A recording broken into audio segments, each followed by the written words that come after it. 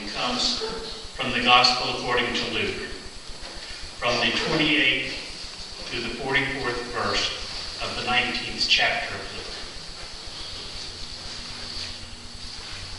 Now, beginning with the 28th verse of the 19th chapter of Luke, hearken to the reading of the word of the Lord.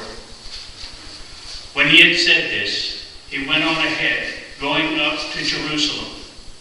And it came to pass, when he drew near to Bethphage and Bethany, at the mount called Olivet, that he sent two of his disciples, saying, Go into the village opposite you, where you, as you enter, you will find a colt tied, on which no man has ever sat.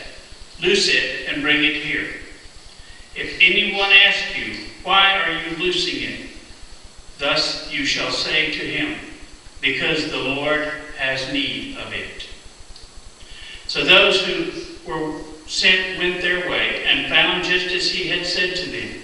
But as they were loosing the colt, the owner of it said to them, Why are you loosing the colt? And they said, The Lord has need of him. And they brought him to Jesus, and they threw their clothing on the colt, and they set Jesus on him.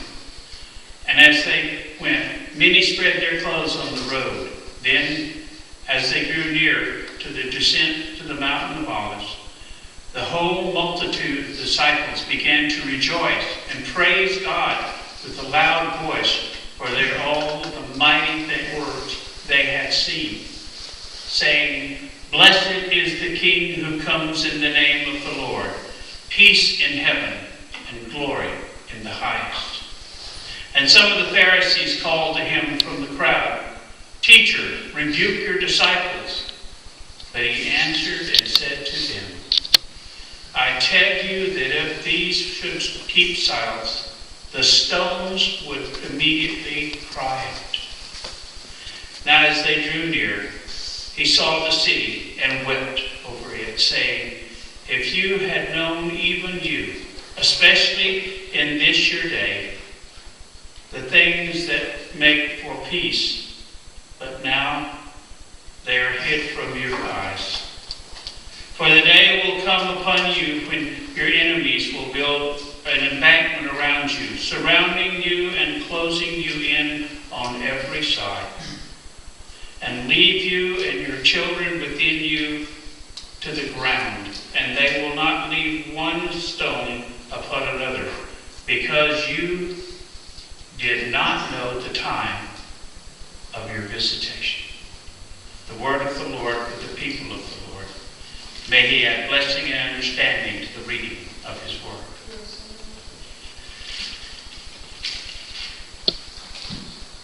Blessed is he who comes in the name of the Lord. That's the one thing, or the one saying that makes Palm Sunday so special. This was Christ's day. This was his time of triumphal entry. This was what he had come for.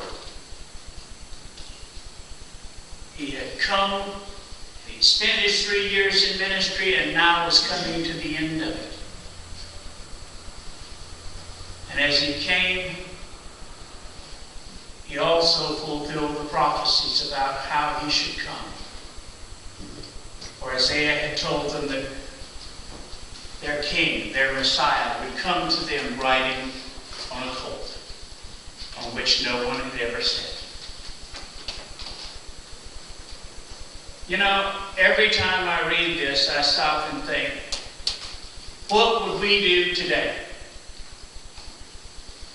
What would we do if we had a brand new car sitting out there and all of a sudden we saw somebody go out there and get it and fix to drive it off?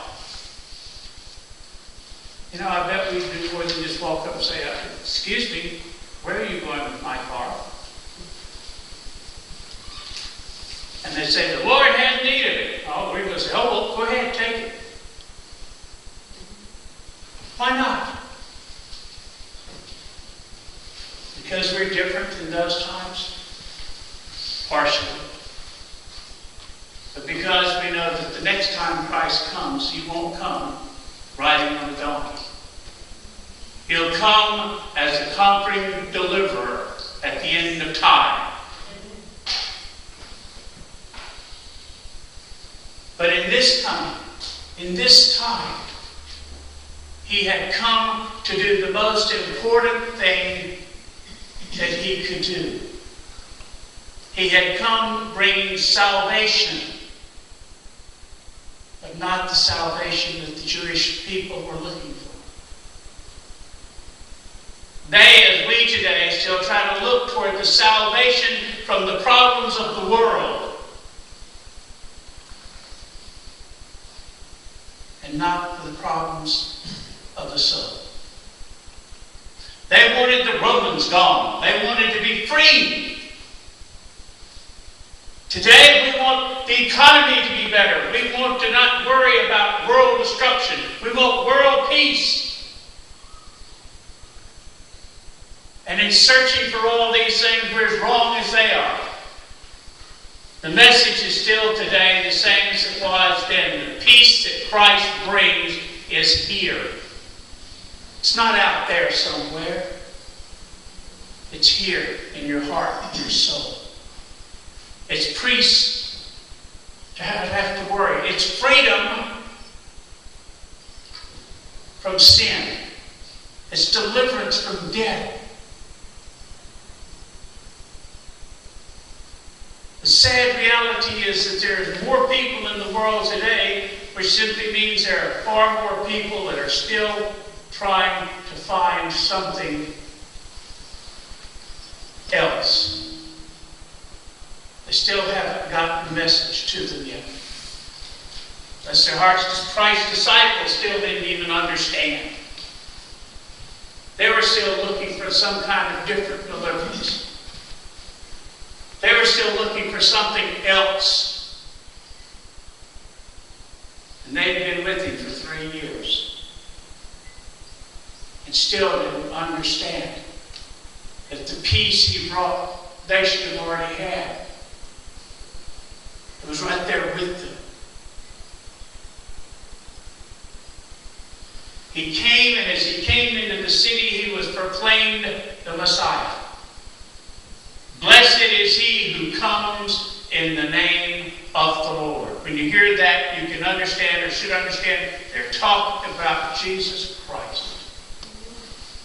And the next time you hear it, it'll be proclaimed by angels.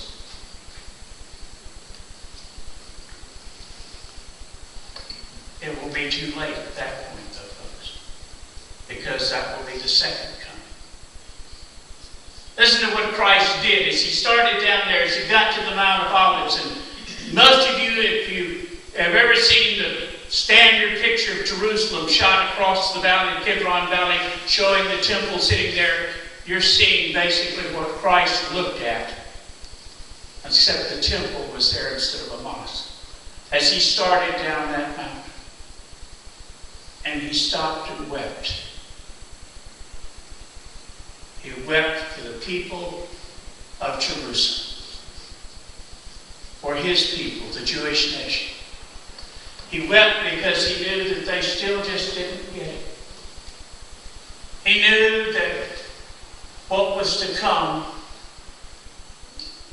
would be of their doing, because they didn't understand. He described it here as they were not ready for their time. They weren't ready for him to come. They weren't looking for him.